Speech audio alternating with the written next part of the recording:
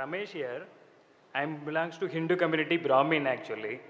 But I believe that there is a God. But I don't, so far, my personal concern I'm saying, I don't have any specific, image or something, or benchmark for a God. As my concern, why should I follow Islam? I don't have any, specification. When you said there is a God who is going to guide me, why should I follow Islam?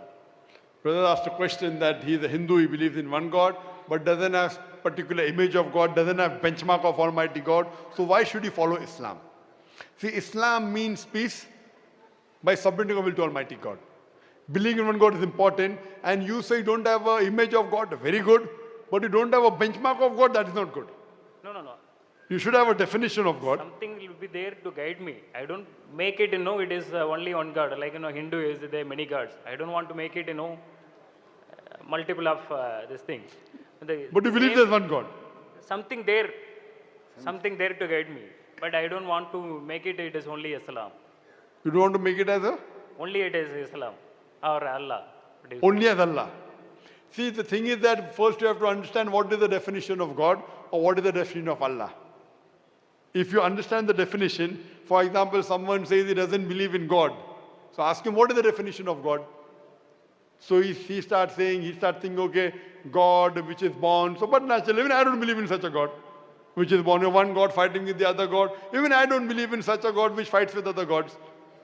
So the real definition of Allah is given in Surah Ikhlas, chapter number 112, verse number 1 to 4. It says, Kul huwallahu ahad. Say is Allah one and only. Allahu samad. Allah the absolute eternal. Lam yalid wa lam yulad. He begets not nor is he begotten. Wa lam yakul lahu kufuwan ahad. There is nothing like him. So the definition of Almighty God is say is Allah one and only. If he is not one and only, then he is not Allah. If you say that there are multiple gods, then he cannot be Allah. The second is lam yalid wa lam yulad. No, the second is kul Allahu samad. Allah the absolute eternal. He has to be absolute. He has to be all powerful. He has to be eternal. No beginning, no end. Lam yalid wa lam yulad. He begets not nor is he begotten. He cannot be born to anyone and he cannot beget anyone. And the last is walam yakul lahu kufuwan ahad. There's nothing like him. So this concept you should have of God, unlike what you have in other scriptures, that Almighty God died on the cross, or Almighty God, if you read the Hindu philosophy and Hindu scripture, that somebody abducted the wife of Almighty God, and then he takes the help of another God to get his wife back. So these concepts are not the concepts of true God. It can be of messengers. That's the reason what Hinduism talks about avatars, the meaning of avatar, they say Almighty God descending, it's a wrong definition. In Sanskrit, av means God and tra means sending someone. So Almighty God sends someone. So when you're talking about messengers having difficulties, messengers' wives being abducted, we have no problem. So avatar mainly means messengers of God. It doesn't mean God himself. So if you know the real meaning of God, then you'll understand the true Allah. And that is given in the Hindu scriptures. If you read the Hindu scriptures, it's mentioned in Chandogya Upanishad, chapter number 6, section number 2, verse number 1. Ekam Ividityam. God is only one without a second. It's mentioned in the Svetasitra Upanishad, chapter number 6, verse number 9. Nachasya kasij, janita na chadipa. Of that God, he has no parents, he has no superior, he has no mother, he has no father. It's mentioned in the Svetasitra Upanishad, chapter number 4, verse number 19. Natasya pratima asti. Of that God, there is no pratima. Pratima in Sanskrit means an image, a picture, a painting, a photograph, a sculpture. So Natasya pratima asti. Of that God, there is no image, there is no painting, there is no photograph, there is no picture, there is no sculpture, there is no idol. The same thing is repeated in Yajurved, chapter number 32, verse number 3. So if you read the Hindu scriptures, you come to know that the definition what is given in the Quran is also there in the Vedas. But unfortunately, the priests and the pandits, they don't teach the teachings of the Vedas. So if you read the Vedas, even they specify about the oneness of Almighty God. And besides this, you also have to believe in the last and final messenger. As there are avatars in Hinduism, the Kalki avatar is the last and final messenger, Prophet Muhammad, peace be upon him. There are various references of the last and final messenger, Muhammad sallallahu alaihi wasallam, given in Hindu scriptures, in the Vedas, in the Upanishad. is also mentioned in the Kalki Avatar, in the Kalki Purana, chapter number 2, verse number 5, verse number 7, verse number 9, 11 and 15. It says that this Kalki Purana, his father's name will be Abdullah, will be Vishnu, Yas. Vishnu means God, Yas means servant, servant of God. If you translate into Arabic, it's Abdullah, which was the name of the father of Muhammad Sallallahu Alaihi Wasallam. It also says his mother's name will be Sumati, which means peace, which means serenity. In Arabic, it means Amina, which was the name of the mother of Muhammad Sallallahu Alaihi Wasallam. It says that he will have 4 companions. That is the first Khulfa Rashidin. It says that he will get the first revelation at night. He will get it in a cave. And we know Muhammad Sallallahu Alaihi Wasallam got the first revelation in Ghar Hira. He will migrate northwards and come back. He went from Makkah to Medina and came back. There are various references. So if you read your scripture, you'll have to believe there is one God who has got no image, who has got no idol, and the last and final messenger of this God is Prophet Muhammad, peace be upon him. So brother, do you believe there's one God? I do. I said no earlier. Sorry? I said earlier, it is there the only God only. But do you believe that idol worship is wrong? Yes. MashaAllah. Do you believe that Prophet Muhammad is the messenger of God?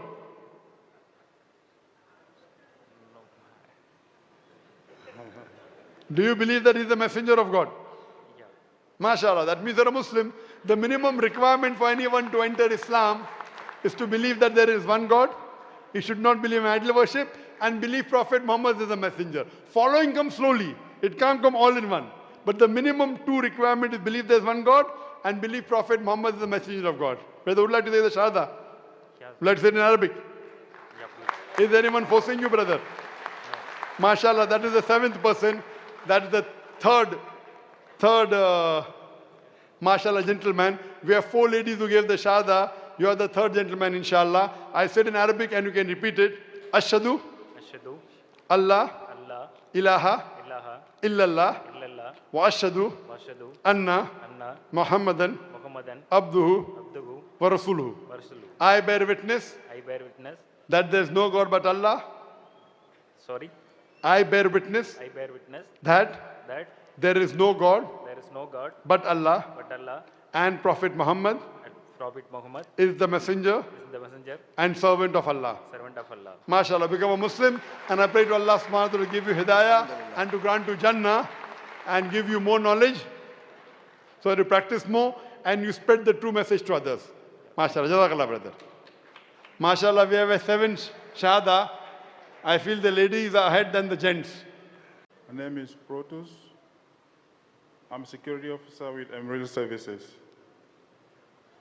Actually, I want to clear some doubts I have about what the Muslims tells us about the Quran. Like, when you look into the Bible, right from the books of Genesis right down to Malachi, it shows, it conveys information that God has been revealing through different prophets. But now, when we come to the Quran, the Muslims make us to understand that the Quran is a literal work of God. So I just want to be very clear with that. That is all.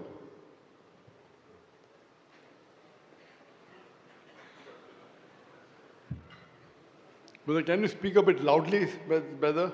The first part of the question I didn't understand.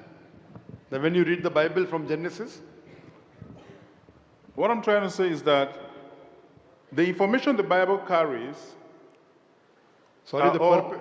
are Sorry, all- what did you say? The purpose of the Bible? The information that the Bible carries. I'm talking about the information Information of the Bible? The Bible carries are all revealed by God to through different prophets. But now, when we come to the Quran, they make us understand that the Quran is a literal work of God.